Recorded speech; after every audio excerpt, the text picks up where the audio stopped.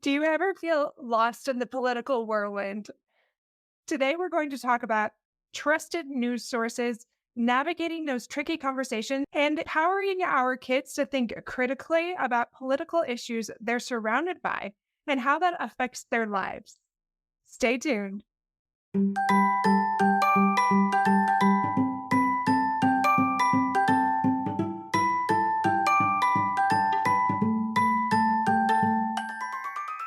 Hey, parents, welcome to Fulfillment Therapy. Do you want to raise your kids better and have a stronger marriage? Are you up late at night researching marriage and parenting tools and self-care tips? Do you start each day hoping for deeper connections and less chaos, but it ends with family arguments and going 12 different directions again? My name's Kendra, wife, mom, therapist, and growth enthusiast.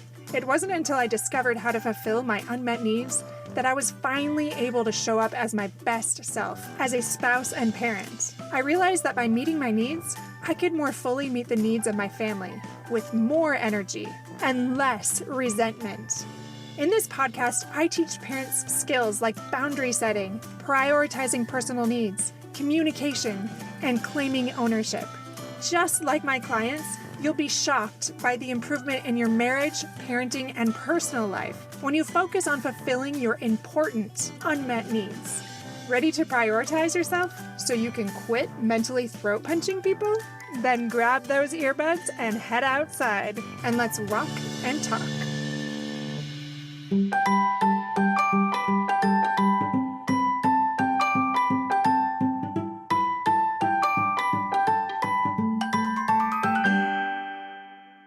Welcome back to Fulfillment Therapy. Today we have an amazing, a beautiful, wonderful special guest, Ashley Moulton. And she has been in my book club for what, Ashley? How many years? Like 10? I think like 12? I don't even know. I don't know. I feel like it's more like 8, but I'm Oh, not. really?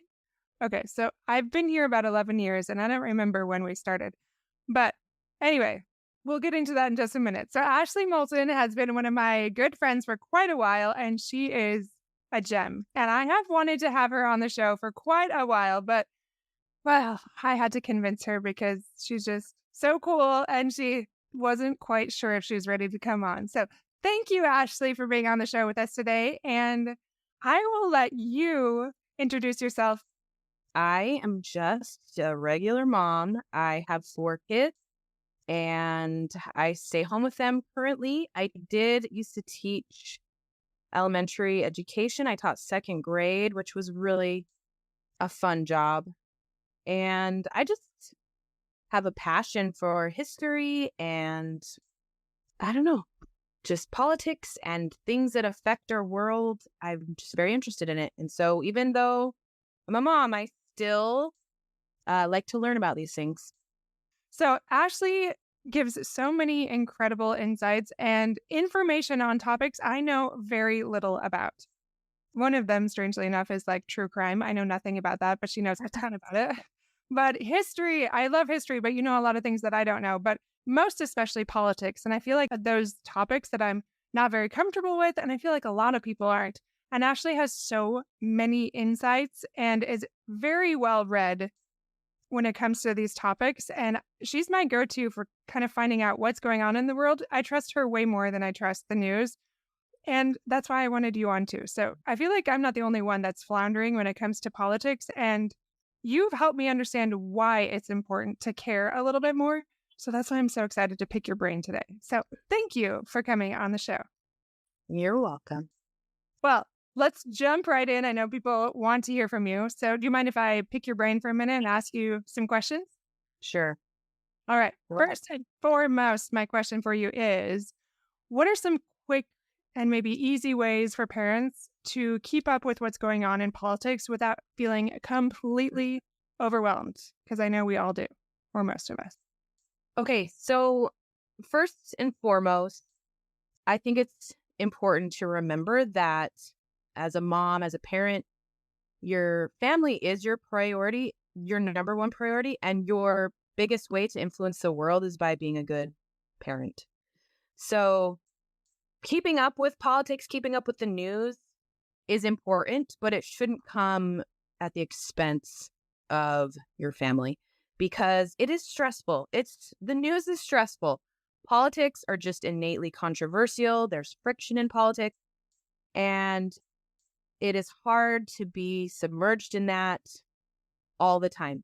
You can't do that. It's not good for a person. And everybody has different tolerance levels.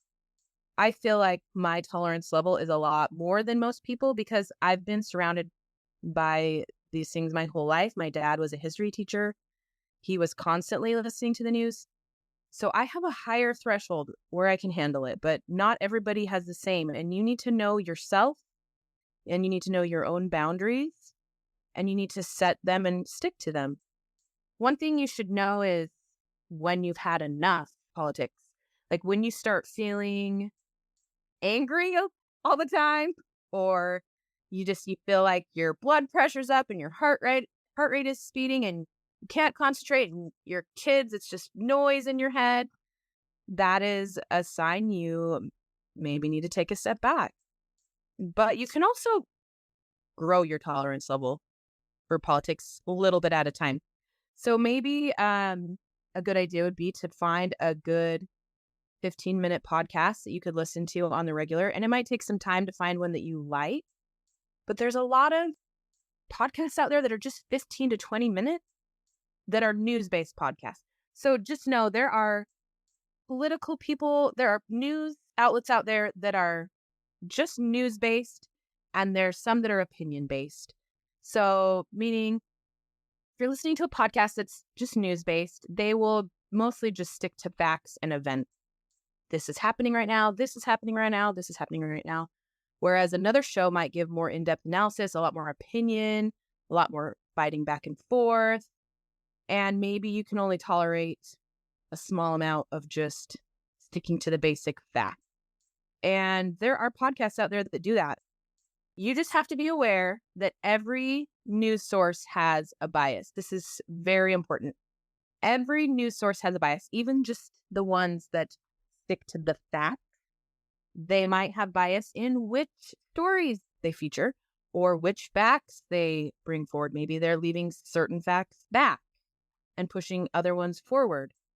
So it's super important to keep in mind the bias of whatever news source you are listening to.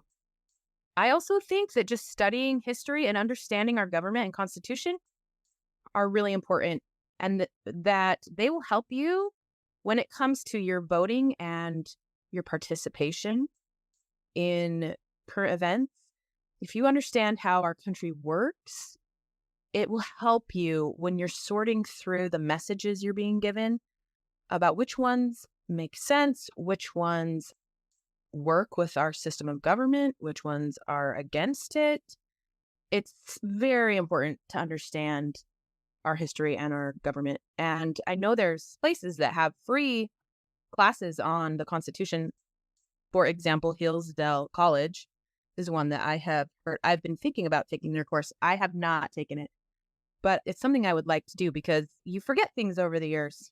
You know, I've been momming for so long. There's things I've forgotten that I would love to brush up on or study more deeply. So, and you can just do this online. So I think that's really important. But it might take you a little bit to find news sources that you like and that mesh with you, but they're out there. So keep looking and just set your boundaries and your tolerance level and stick to it. Thank you. So I have to ask, which ones do you really trust? I know that it's your opinion, but it helps to know what people listen to, what they like. I really enjoy all sides media specifically because this is kind of my philosophy about news, and this is theirs as well.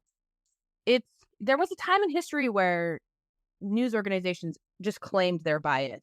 You know, it was like the Republican Gazette, you know, or whatever, the Democratic newspaper, the Republican newspaper.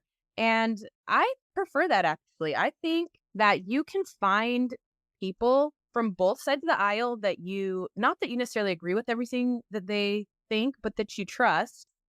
But if you know what side they're coming from, then it helps you take what they're saying with a grain of salt. Like, oh, this person's speaking to this from the left angle. This person's speaking from the right. And all sides media, they have people that work for them on all sides, far left, center, center right, far right. And they work together. So they'll talk about an issue and people from the different sides will all comment on one issue. And that makes so much more sense to me because then you can look at all the different arguments and you can think to yourself, which one of these arguments makes the most sense to me logically? Which person, which side here on this topic is taking the facts and presenting the most logical argument? So it is so important to know what bias your news outlets have. Once you know what bias they have, it opens up a whole new world because you're a lot less likely to just believe whatever they say or to be manipulated because you understand that everyone has bias, every single person, every single news organization, and you can take that into account. All sides media will look at different media organizations and give them a bias rating. And they have like a really nice chart that shows you these companies are center, these are right, these are left. And they change over time. So there's been a lot of times they've said, oh, this one's moved over now. And they do blind bias tests with people and polls to get these ratings.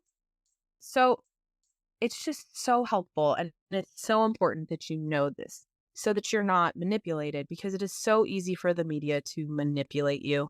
It's so much harder if you know what they're trying to convince you of.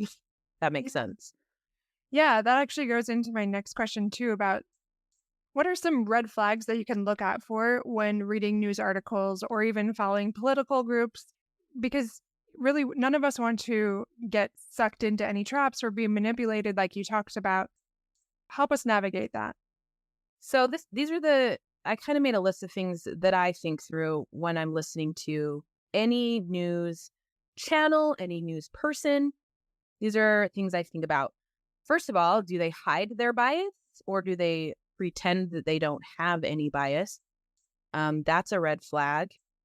Are they telling you what they believe is true or are they just telling you what they think is good for their candidate? When they say something, do you know that is their honest opinion or do you think they're just saying what they want you to hear or what they wish was true, basically? Right. Do they seek to understand the other side? Could they have a conversation with somebody from the other side? Another one is, this is a big one right now. Do they have hero worship for any political candidate? Now, I'm not saying they can't support a political candidate. Basically, everyone has a political candidate they support or they would like to win. That's not the problem. The problem is when they hero worship them so much that they can see no wrong. This candidate never says anything wrong. They never lie. And I'm here to tell you, basically every political candidate lies or at least withholds some of the truth. So if they hero worship a candidate, that is a huge red flag not to listen to them. Can they criticize their own side when it is needed? So if you hear them say something like, now I'm voting for this person, but this thing they said, that wasn't really true. Or this was exaggerated.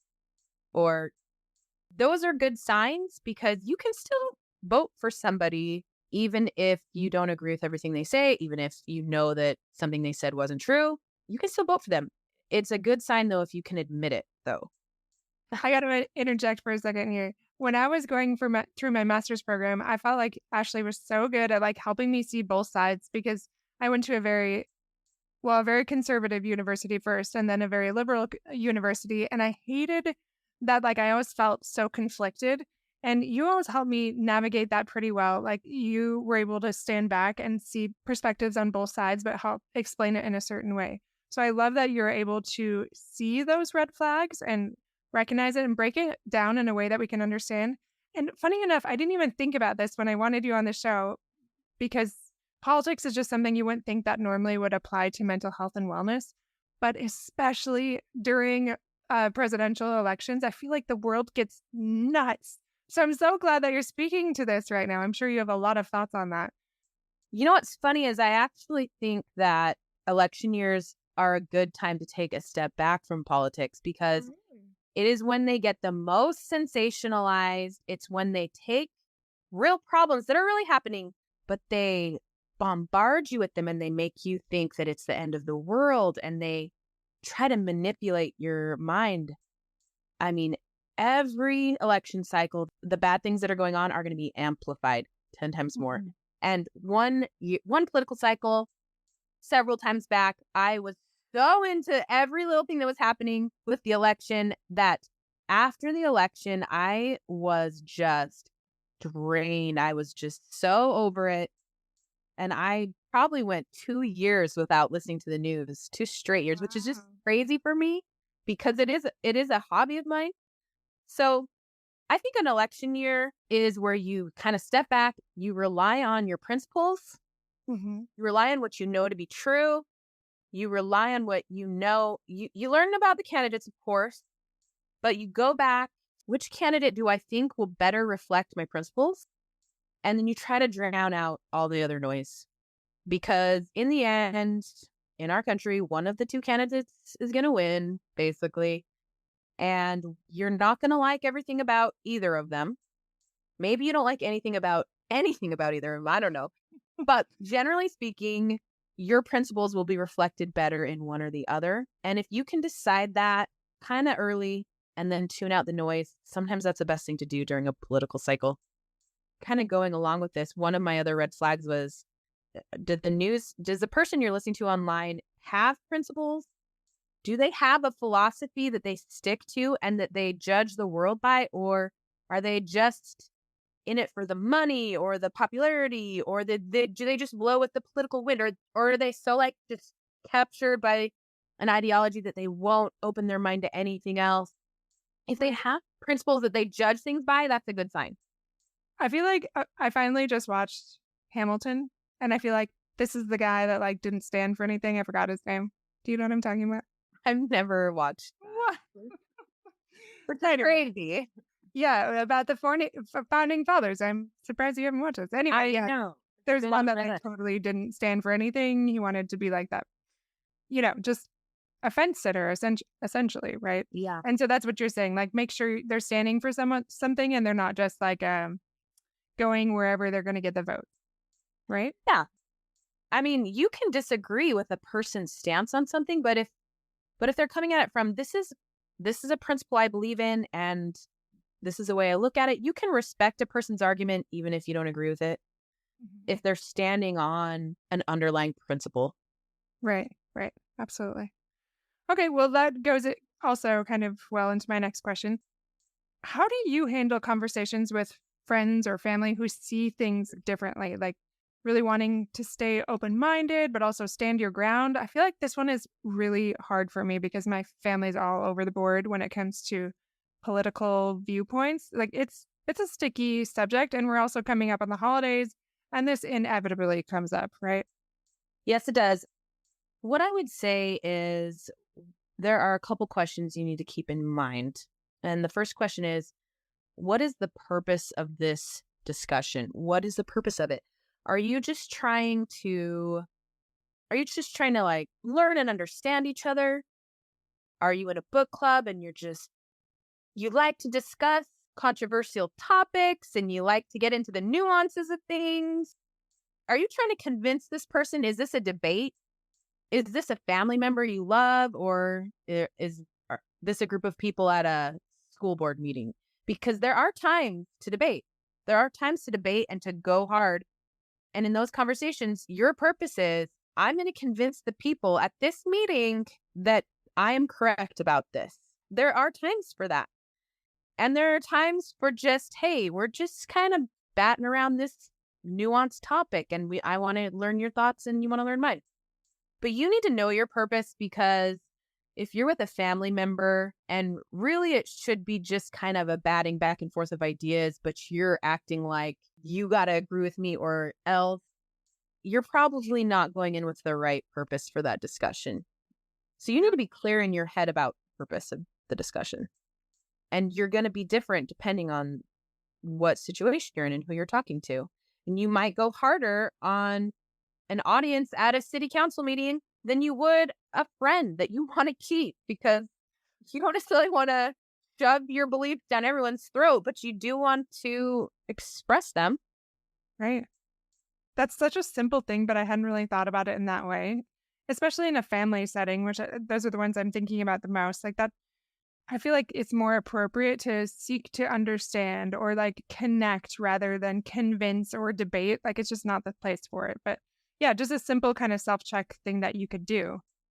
What about some small things that we can do to support some causes that we actually care about? Even as you know, like being a parent, you're super busy and overwhelmed oftentimes. Like when I think about politics, before I started talking to you, Ashley, I was like, oh, that sounds like so much work. Not anything I would want to do. And yet, talking to you, you always inspire me. So maybe work your magic, do some of that inspirational stuff that you do.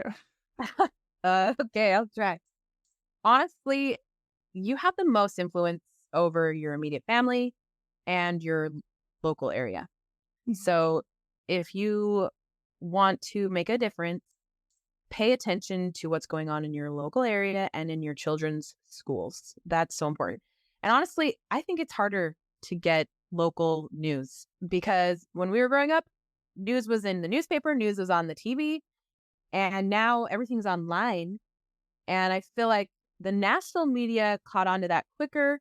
But I do think local news stations and stuff, they're catching on. It's getting easier to find an app for your area, for example. So look on your phone, see if your local area has an app or a website that you can follow, and follow what's going on in the schools, follow what's going on in the town near you, because those are the ones you have the most direct influence over. Go to the school board meetings if you know something controversial is happening. Talk to your kids and know what they're being taught in the schools. These are things that are very important and that you can make a big difference in if you show up and speak out. So, I mean, that'd be the easiest way.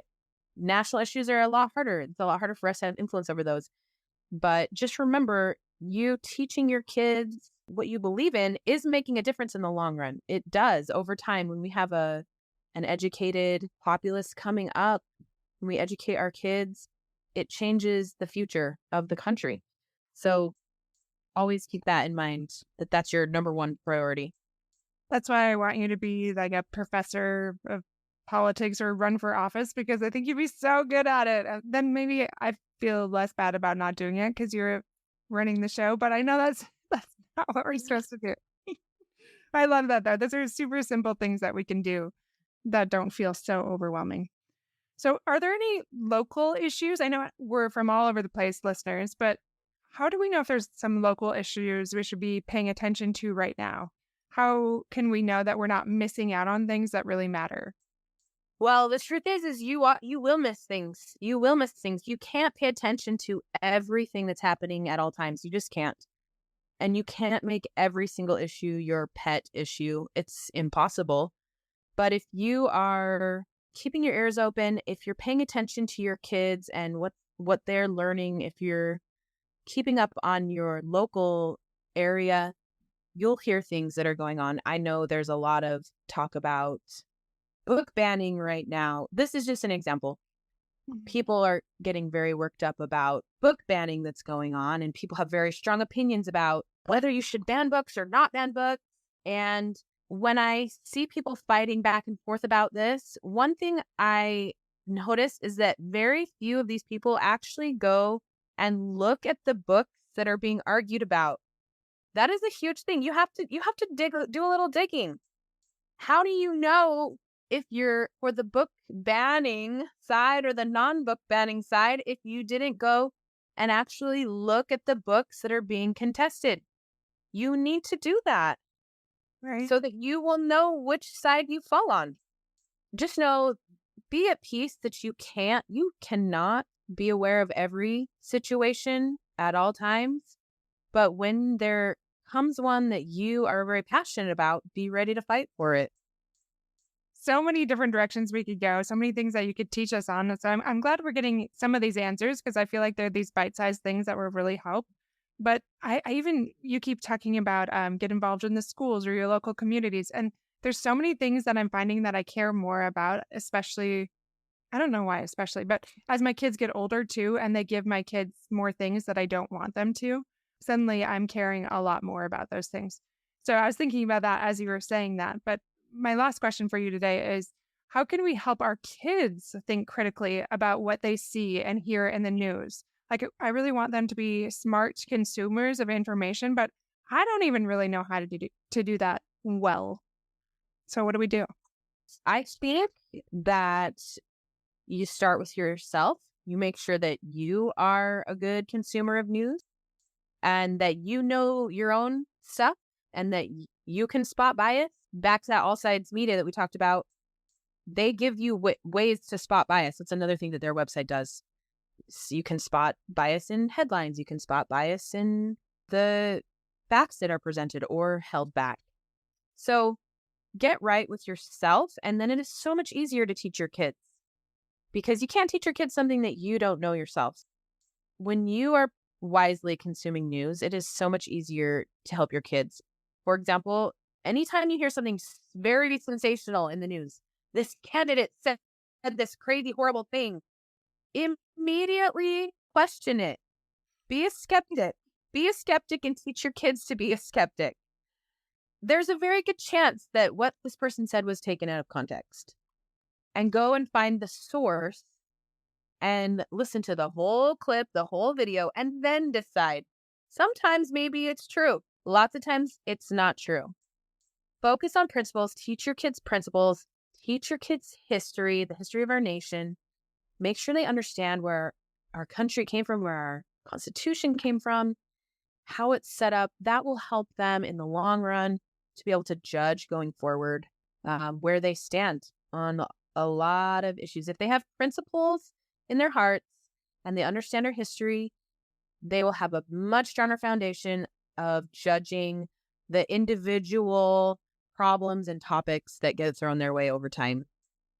I think you just summarized that really well because I was thinking about the things that stood out to me that you were talking about today. And it was going back and studying the Constitution. I know it's silly, but when I was watching a Hamilton, I was like, oh my goodness, there's so much stuff I don't remember about the founding fathers. Like, I feel like I have to go brush up on all these things.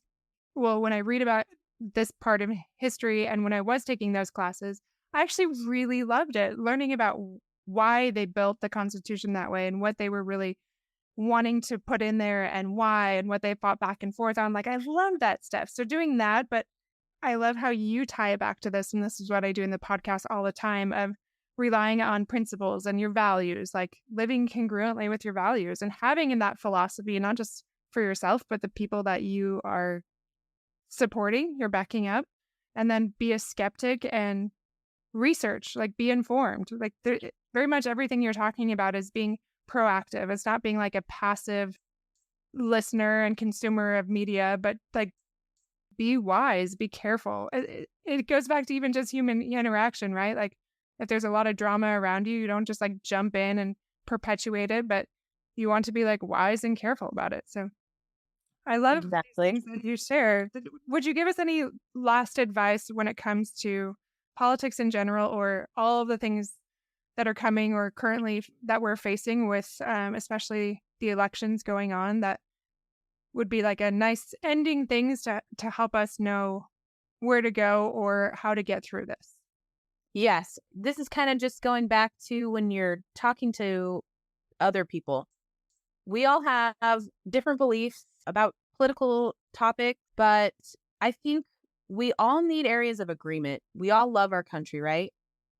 Well, most people in our nation love our country and want what's best for it.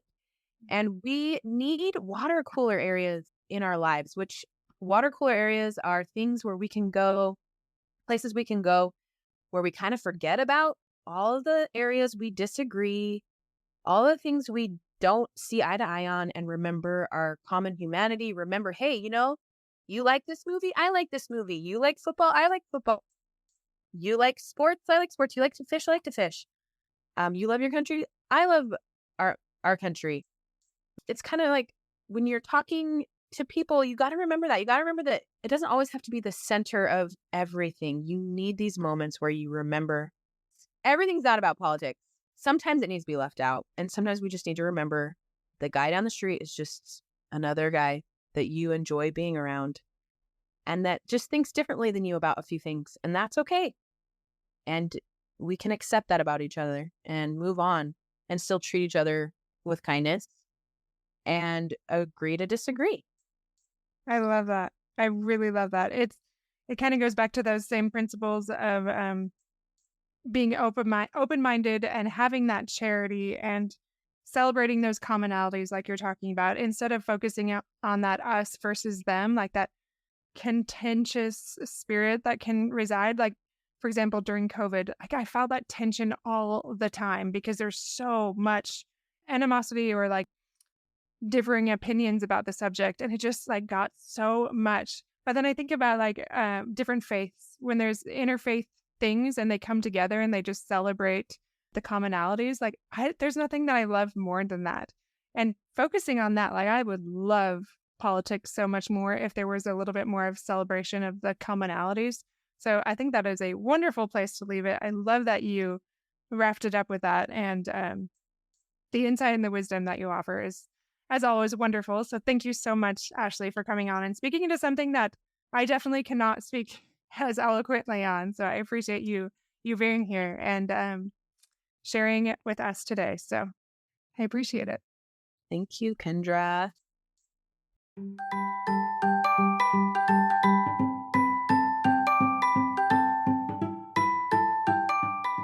Hey friends, I hope you enjoyed today's episode. If you did, chances are someone else would too. Would you take 30 seconds to share this with a friend who's looking for greater family fulfillment? And while you're sharing, tell me what you think about the show by leaving a review on Apple Podcasts. It refuels me when I hear this podcast is helping you. No matter what your house or your hair looks like, I'll meet you back here every Monday and Thursday morning for more episodes. Until then.